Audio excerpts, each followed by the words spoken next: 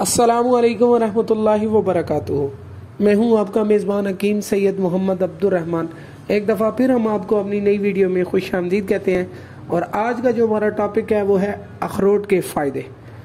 اس میں vitamin B5 EP پائے جاتے ہیں۔ مغز اخروٹ مزاج کے لحاظ سے گرم خشک ہے، اور اس کا مغز کھایا بھی جاتا ہے، اور بہت سے حکماء اس کا مغز معجونوں میں بھی استعمال کرتے ہیں۔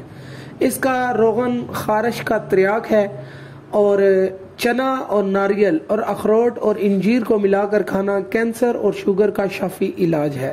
جسم کو فروا کرتا ہے، ردی مادوں کو تحلیل کرتا ہے۔ چوٹ کے نشان پر اخروٹ کی گری پیس کر لیپ کیا جائے تو زخم کا نشان مٹ جاتا ہے، اور اگر اس کو چبا کر داد یعنی کہ رنگ ورم جو بنتا ہے اس پر لگایا جائے تو داد کا نشان جو ہے وہ مٹ جاتا ہے۔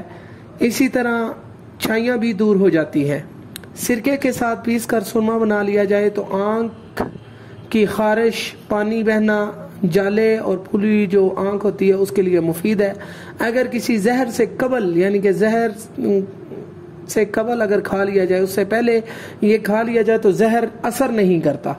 10 ماشا اخروٹ کی گری ہم وزن مصری ملا کر 7 دن کھانے سے وجع الورق دور ہو جاتا ہے۔